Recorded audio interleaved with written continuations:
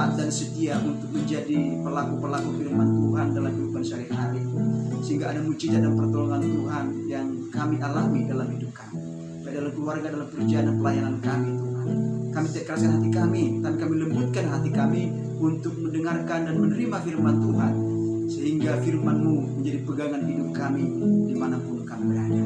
Terima kasih Bapa, firman-Mu ya dan amin, dan pernah berubah dahulu, sekarang, bahkan selama-lamanya, yang memberikan kepada kekuatan iman bagi kami semua. Berkati hamba-Mu, urapi hamba-Mu, bukan firman Tuhan, sehingga orang yang mendengarkannya mereka dikuatkan dan diteguhkan, mereka mengalami mujizat dan pertolongan Tuhan yang luar biasa dalam kehidupan mereka. Yang sakit disembuhkan, yang lemah dikuatkan, yang susah dihiurkan, yang terik oleh kuasa gelap melonjak di udara dibebaskan, dimerdekakan oleh kuasa nama Tuhan Yesus Kristus. Terima kasih Bapa, kami mengalami pemulihan, mengalami pertolongan dan mujizat Tuhan yang luar biasa. Terpujilah Engkau selamanya, Tuhan ditinggikan dan dimuliakan selama-lamanya, dalam nama Yesus. Haleluya. Amin.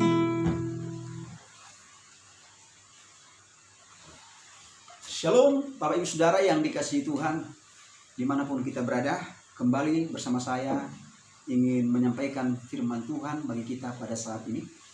Yang akan saya bagikan, tema firman Tuhan adalah ketaatan mendatangkan mujizat. Ketika kita taat untuk melakukan apa yang Tuhan perintahkan dalam hidup kita, maka mujizat, pertolongan, anugerah akan kita alami dalam hidup ini. Ketika kita tidak taat, maka mujizat dan pertolongan tidak akan kita alami. Kita berbantah dan kita berdalih dan berkata, nanti dulu, ada waktunya, sabar dulu. Tidak, kita harus dengan taat dan setia melakukan firman Tuhan dalam hidup kita. Baik Bapak Saudara, saya akan bacakan firman Tuhan, yaitu tentang seorang janda yang miskin. Janda, seorang minyak, seorang janda. Ini adalah menceritakan dalam 2 Raja-Raja pasal 4 ayat 1-7. Tapi tidak saya bacakan semua, akan saya jelaskan satu persatu buat kita semuanya dimanapun kita berada. Ini adalah cerita firman Tuhan, di mana seorang janda ini adalah istri hamba Tuhan. Dan hamba Tuhan ini memiliki utang yang banyak sekali, sehingga penagih hutang datang untuk memintanya. Ternyata istri hamba Tuhan ini tidak punya apa-apa untuk membayar utangnya. Dan hamba Tuhan itu sudah dipanggil oleh Tuhan, dan tinggal istri dan anaknya 2 orang. Dan itu adalah yang ada dalam pribadinya. Tidak ada lagi. Ternyata penagih hutang datang, kalau tidak dibayar, maka kedua anak akan kujadikan budak. Hamba Tuhan ini dipanggil Tuhan dan tinggal istri dan anaknya. Dan apa yang terjadi saudara? Kita akan belajar bahwa mujizat terjadi ketika kita mengalami ketaatan akan firman Tuhan. Apa yang kita lakukan pertama sekali sehingga mujizat Tuhan terjadi? Seperti yang dialami oleh seorang janda ini. Yaitu janda, yaitu istri hamba Tuhan ini yang sudah dipanggil oleh Tuhan, yaitu suaminya. Yang pertama adalah dikatakan di sini, yang pertama di ayat yang pertama, salah seorang dari istri para nabi mengadukan halnya kepada Elisa sambil berseru, hambamu suamiku sudah mati, dan engkau ini tahu bahwa hambaku itu takut akan Tuhan. Tetapi sekarang penagih hutang sudah datang untuk mengambil kedua orang anakku menjadi budaknya. Yang pertama, sehingga kita mengalami mujizat dan pertolongan Tuhan yang luar biasa dalam hidup kita. Yang pertama, mari kita datang kepada Tuhan yang hidup, berseru seperti istri hamba Tuhan ini. Dia datang kepada Nabi Elisa dan meminta pertolongan, artinya datang kepada Tuhan melalui Nabi Elisa, mengadukan semua permasalahannya, mengajukan semuanya masalah dalam dirinya. Demikian juga dengan kita harus datang kepada alamat yang tepat, kepada Tuhan Yesus Kristus, Allah yang hidup itu. Segala masalah persoalan yang kita alami, masalah sakit penyakit kah, masalah pasangan hidup kah yang belum dapat pasangan hidup, masalah ekonomi kah, masalah rumah tangga kah yang kacau balau, yaitu suami istri ingin cerai, ingin ditinggalkan, masalah apapun itu, mari kita datang kepada alamat yang jelas, meminta pertolongan, berseru dan berdoa itu kepada Tuhan Yesus Kristus. Ini yang benar. Jangan kita pergi kepada orang-orang yang pintar di dunia ini, kepada dukun paranormal. Itu salah.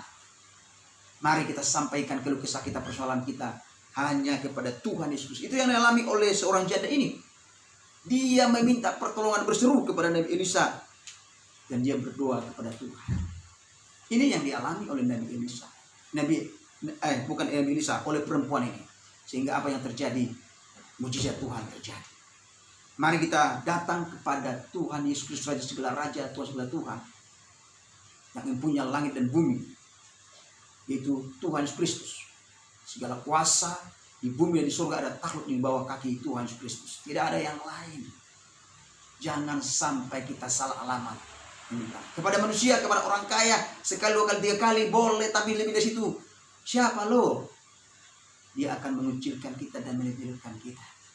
Tapi kita harus datang kepada Tuhan. Tuhan tidak pernah berkata seperti itu. Tuhan akan memberikan jawaban yang terbaik, dan mujizat Tuhan yang kita alami. Berdoa dengan sungguh-sungguh, meminta dengan sungguh-sungguh, dengan iman, dengan penuh kepercayaan. Jangan kita bimbang dan ragu. Maka pertolongan Tuhan, itu yang dilakukan oleh seorang janda istri hamba Tuhan ini.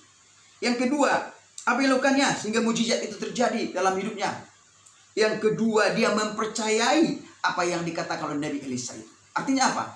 Mempercayai firman Tuhan yang dikatakan oleh Nabi Elisa itu. Karena Nabi Elisa berkata begini, jawab Elisa kepadanya, apakah yang dapat kuperbuat bagimu? Beritahukan kepadaku apa-apa yang kau punya di rumah. Berkatalah perempuan itu, hambamu ini tidak punya sesuatu apapun di rumah, kecuali sebuah buli-buli berisi minyak.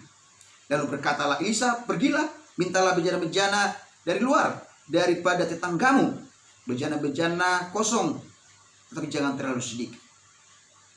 Ini apa yang dikatakan oleh Nabi Elisa ini, dia percayai, yaitu dia percaya apa yang dikatakan, apa yang ada di rumahmu, yaitu buli-buli berisi minyak. Minta bejana-bejana dari orang lain, dari tetanggamu, dan tuang itu dan lakukan. Dia percaya firman itu. Mari kita percaya firman Tuhan dalam hidup kita. Jangan kita meragukan firman Tuhan ini.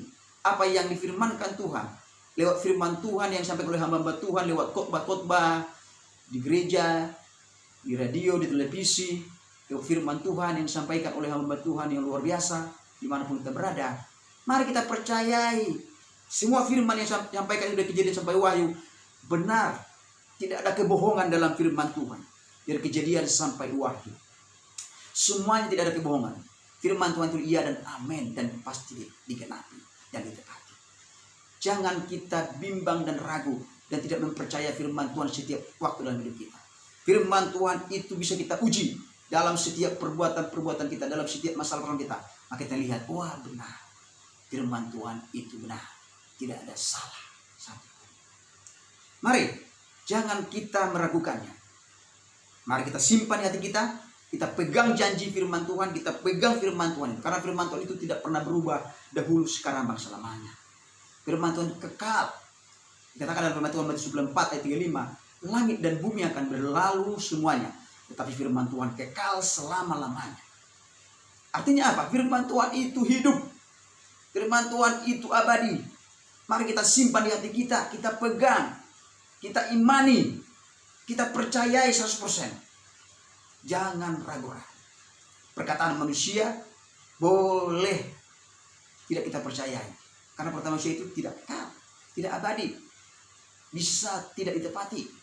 Perkataan manusia itu bisa tidak selalu ingkar janji. Tapi perkataan firman Tuhan ya dan amin. Mari kita baca dari Kejadian sampai Wahyu, kita renungkan, kita simpan di hati kita imani itu. Karena setiap yang mengimani firman Tuhan, maka dia akan mengalami mujizat, mengalami pertolongan Tuhan. Diimani dengan 100% dalam hidupnya, maka pertolongan Tuhan kita alami. Mujizat seperti janda ini, dia imani dan percayai dengan 100%. apa yang dikatakan Nabi Elisa itu benar, pasti akan kau lakukan. Yang ketiga, Bapak Saudara yang dikasihi Tuhan, yang dilakukan oleh janda ini, yang ketiga, dia melakukan dengan taat apa yang dikatakan oleh Nabi Elisa itu. Dikatakan di ayat yang keempat, kemudian masuklah, tutuplah pintu engkau dan anakmu, lalu tuanglah minyak itu ke dalam bejana mana yang penuh, isilah dan angkatlah. Dan yang kelima, pergilah perempuan itu dan ditutupnya lah pintu, dan anak-anaknya masuk dan mendekatkan bejana-bejana itu kepada dan menuangnya. Dan ketika bejana-bejana itu penuh, maka perempuan itu berkata, mana lagi bejana? Tetapi anaknya berkata, sudah tidak ada lagi, Bu. Dan berhentilah, yaitu air itu, minyak itu mengalir. Artinya apa? Perempuan ini memiliki ketaatan akan firman Tuhan yang dikatakan oleh Nabi Elisa. Mari kita miliki ketaatan melakukan firman Tuhan. Jadikan kita pelaku-pelaku firman Tuhan dimanapun kita berada. Dikatakan dalam Yakobus pasal 1 ayat 2, orang yang menjadi pelaku firman Tuhan itu adalah menipu diri sendiri.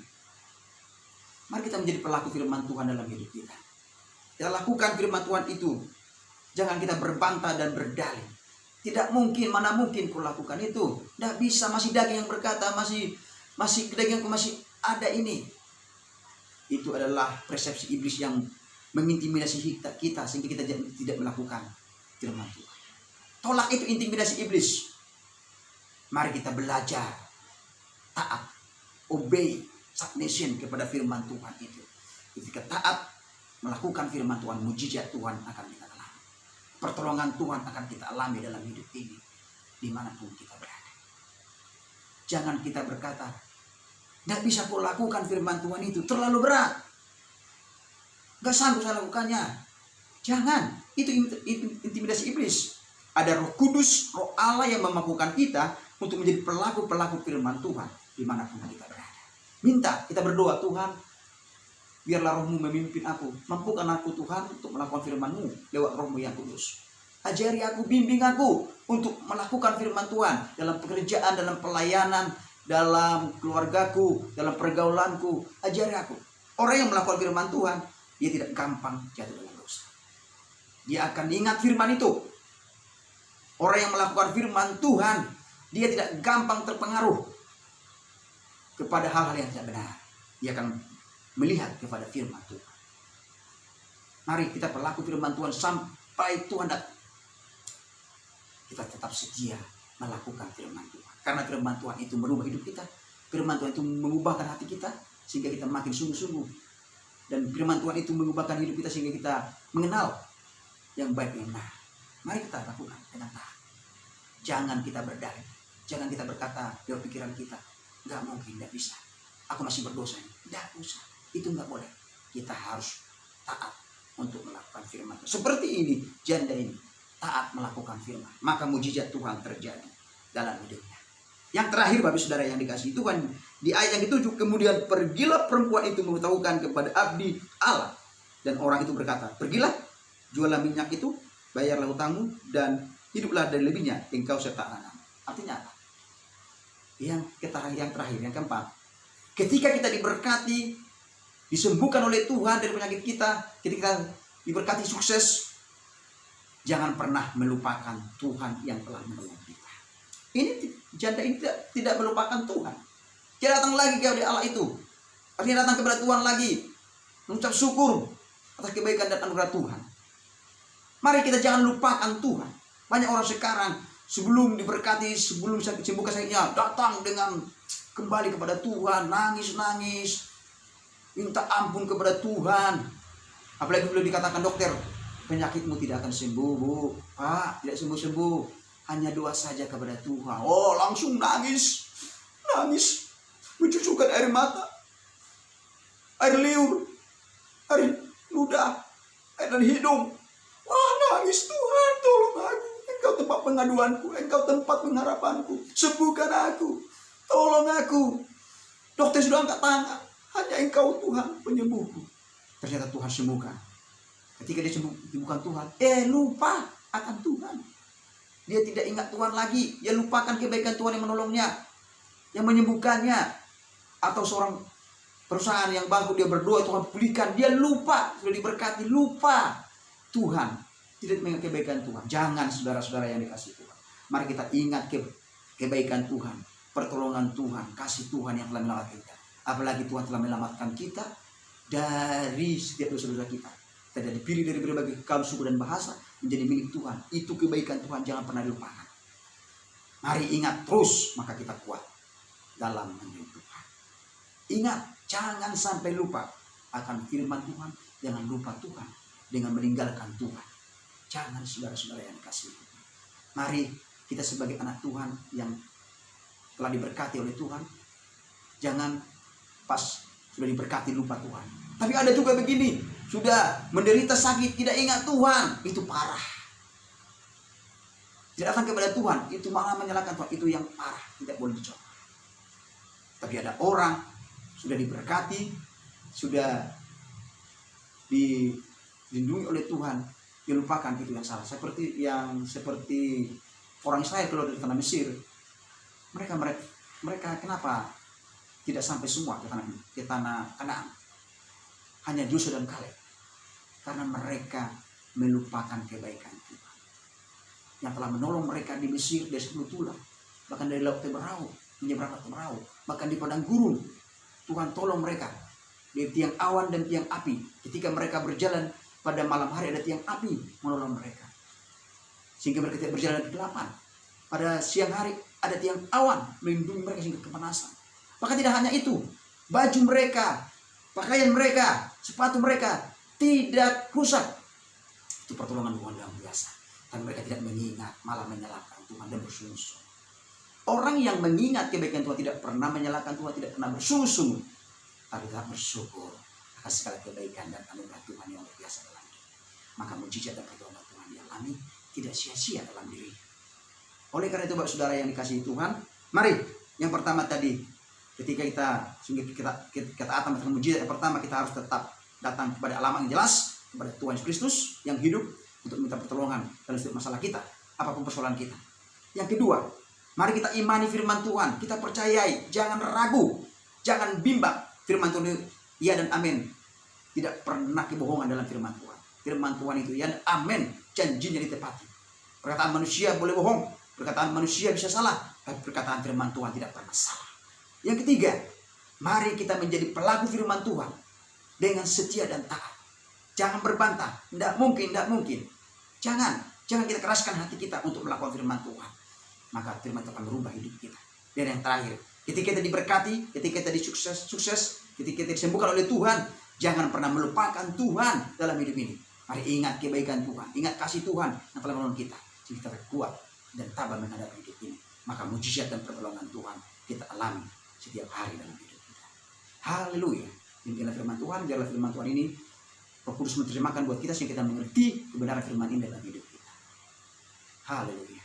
Terima kasih Tuhan buat firman-Mu. Biarlah firman-Mu, ya Roh-Mu yang kudus membuat kami menjadi pelaku firman Tuhan dimanapun kami berada, sehingga kita akan melakukan mujizat, kita akan firman Allah, kita akan segala melakukan firman-Mu, kehendak-Mu dalam hidup kami sampai akhir hidup kami. Berkati seluruh umat-Mu dimanapun berada, jadikan mereka Tuhan mengalami mujizat pertolongan Tuhan dalam setiap perusahaan mereka, diberkati oleh Tuhan. Dalam setiap keluarga mereka yang hancur, dipulihkan oleh Tuhan. Dalam setiap anak mereka diberkati oleh Tuhan, menjadi anak yang takut akan Tuhan. Maka juga dalam setiap penyakit apapun dalam diri mereka, penyakit tumor apapun, kami berdoa dalam nama Tuhan Yesus Kristus, terjadi mujizat kesembuhan yang sempurna di dalam nama Tuhan Yesus Kristus. Terima kasih Bapak yang terikat oleh kuasa kegelapan, roh jahat di darah, oleh keinginan dan duniawi, dibebaskan, dimerdekakan oleh kuasa nama Tuhan, dalam nama Tuhan Yesus Kristus. Terima kasih Bapak. Terpujilah Engkau selamanya. Bagi segala pujian dan hormat kemuliaan selamanya. Haleluya. Haleluya.